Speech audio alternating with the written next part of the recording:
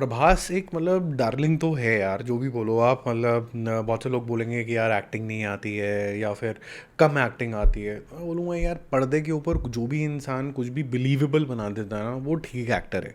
वो अलग बात है कि ऑफ लेटली उनकी एनर्जी लेवल्स जो हैं, बाहुबली के बाद स्पेसिफिकली बहुत ही ढीला लगा। लार्जर देन लाइफ कैरेक्टर जो हैं वो कम लगे। आपने सिर्फ एक वो काली पिक्चर बीच के अंदर देखी, उसके अंदर भी बस एलिवेशन सीन्स के नाम पे कुछ नहीं था, स्टोरी ज़्यादा नहीं थी उसके अंदर। एंड में स्टोरी हालांकि अच्छी बिल्ड होती है, लेकिन तब तक आदमी की हिम्मत जो होती है वो टूट जाती है। प्रशांत नील की काली पिक्चर के अंदर प्रभास हालांकि लोगों के बहुत ही बड़े डार्लिंग हैं। वो उसके खिलाफ ना तो कुछ सुन सकते हैं, यहाँ तक कि बहुत से लोग उसको लॉटरी स्टार जब बुलाते हैं तो भी उनको अच्छा नहीं लगता, क्योंकि उनको लगता है कि इस इंसान के अंदर एक बहुत ही शानदार पोटेंशियल है। और ये जो मैं भी मानता हूँ, अगर हम इनकी पेडिग्री देखें तो मुझे ऐसा लगता है कि बहुत हद तक जो इनका जीवन चला है, फिल्मी जीवन चला है, बहुत हद तक मैं बोलूँगा सलमान खान के जोन के अंदर है। जिसके अंदर मैं ये बोल सकता हूँ कि सलमान खान स्वैग, एक अलग तरीके की पर्सनालिटी, डोमिनेटिंग पर्सनालिटी, एक्टिंग चलो ओके ओके, ऐसे ही प्रभास है। Acting okay okay, don't expect great scenes from him. और बहुत से लोग आके वास्ता भी देंगे कि भाई ये पिक्चर देखो कितने अच्छे सीन है, वो अच्छे सीन है। वो तो फिर तेरे नाम देखो तो वो भी बड़े अच्छे सीन है, लेकिन लार्जली स्पीकिंग एक अकम्पलिश्ड एक्टर नहीं है। ये लोग स्टार होते हैं, और ये स्टार जो होते हैं बड़े नंबर, बड़ी पिक्चर, बड़े बजट्स के होते हैं, और बिल्कुल राइटफुली होते हैं। ये एक अलग तरीके की फिल्म मसाला पिक्चरें बनाते हैं। और अगर साउथ की बात करें तो वो मासी तरीके की पिक्चरें बनते हैं। अब इनकी जो दो पिक्चरें आ रही हैं, एक जो इनका पोस्टर आया है राजा साहब का, वो रिलीज़ हो रही है जनवरी के अंदर। तो वो पोस्टर आया है इनके हैप्पी बर्थडे वाले दिन, जिसके अंदर ये जॉली मूड के अंदर, कलरफुल मूड के अंदर दिख रहे हैं। हालांकि इसके अंदर भी कालापन बहुत सारा होगा, क्योंकि डार्क वर्ल्ड इसके अंदर भी दिखाया जाएगा। और एंड के अंदर जिस तरीके से वो सिगार पीता हुआ एक एजड थोड़ा सा वो दिखाया गया है प्रभास, वो एक इंट्रीगनेस क्रिएट करता है। हालांकि जितने भी एसेट्स हैं वो अच्छे नहीं हैं, लेकिन जो एसेट अच्छा आया है उसके बारे में बात करते हैं। फौजी नाम नहीं है, फौजी नाम रखा गया है उसका। और पीछे जिस तरीके का म्यूज़िक आ रहा है, और फौजी जिस तरीके से एक गाने की धुन से लग रही है, वो बहुत अच्छा लग रहा है। और ये एक ऐसी बटालियन के बारे में बताया जा रहा है जो अकेले ही लड़ता है। अब ये वन मैन आर्मी ही है यार, न प्रभास। तो ये एक अच्छा चीज़ होगी, देश की बात होगी, 1930s की बात है, पीरियड ड्रामा है, बहुत महंगी पिक्चर है।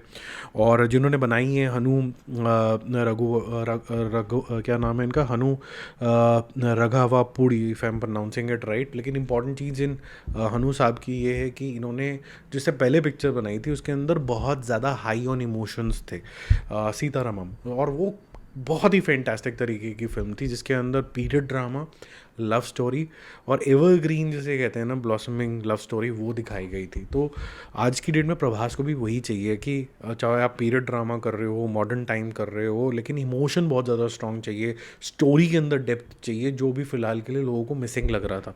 तो ये जो देखने को मिलेगा मुझे लगता है फौजी के अंदर, ये अच्छा होना चाहिए। और दूसरा, मैं ये भी बहुत स्ट्रांगली मानता हूँ कि अगर आपको प्रेरित करना है लोगों को, तो अच्छे कर्म बेस्ड मूवीज़ होनी चाहिए। अच्छे धर्म या फिर टीका ऐसा लगाना या फिर ये भगवान बेस्ड जो पिक्चरें होती हैं, वो मुझे बिल्कुल भी समझ में नहीं आता है।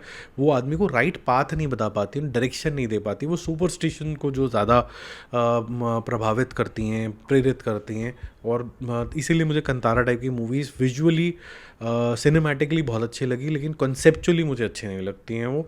तो दोनों बातों में बहुत डिफरेंट है कि पिक्चर कैसी बनी है, बहुत शानदार है, बहुत मज़ेदार है, लेकिन कॉन्सेप्चुअली मैं उनसे एग्री नहीं करता हूँ। लेकिन सिनेमैटिकली जो वो अचीव करके आए हैं, एज एन एक्टिंग अचीव करके आए हैं ऋषभ शेट्टी, टॉप क्लास है। इसके अंदर बहुत बड़ा एडवांटेज है कि अगर एक फ़ौजी है या फिर एक ऐसा सोल्जर है जो देश के लिए काम करता है, वो सारी चीज़ों के अंदर आपको एक ट्रू हीरोज़म भी देखने की अपॉर्चुनिटी होती है। और साथ साथ में दूसरे जो यंग जनरेशन है उसको प्रेरित करने की भी पूरी इसके अंदर क्षमता होती है। और ये जो पिक्चरें होती हैं ना, ये एक्शन ओरिएंटेड होती हैं, कि मतलब नॉट एक्शन की डिशुम डिशुम कर दिया, कि अगर कोई और देखे तो वो इससे क्या प्रेरणा लेके चला जाए। क्रिकेटर के ऊपर बनाइए, हॉकी के ऊपर बनाइए, चकदेज बनाइए, या फिर कोई टेक्नोलॉजी के ऊपर बनाइए, साइंटिस्ट के ऊपर, या फिर किसी फौजी की लाइफ के ऊपर बनाइए। ये हिंदुस्तान के अंदर ये जो कल्चरल डिवाइड है या फिर रिलीजन डिवाइड है, उसको ख़त्म करता है। तो मैं खुश हूँ प्रभास की इस चॉइस से।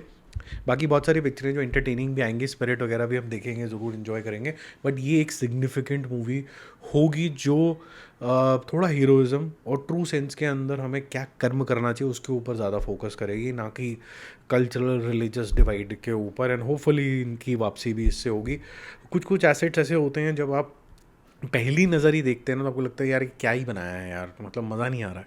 और ये कुछ जब राजा साहब का पहले दिन से जो और आखिरी दिन तक जो भी एसेट आया है वो ऐसा ही हुआ है मेरे साथ तो।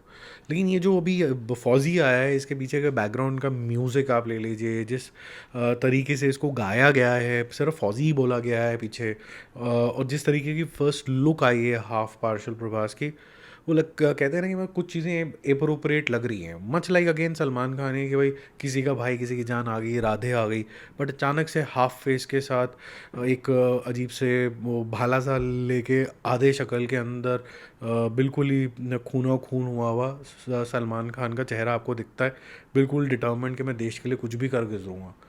वैसा ही कुछ जोन है कि पहले दिन से ही आपको वो जो राइटफुल जोन में लेके जाती है, आपका माइंड फ्रेम ही पॉजिटिव हो जाता है इसको लेके, you are really looking forward to that movie.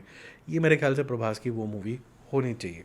आपको कैसा लगा ये पोस्टर्स जो आए हैं, ज़रूर कमेंट करके बताना, बेटर पोस्टर कौन सा लगा, फौजी का या फिर राजा साहब का।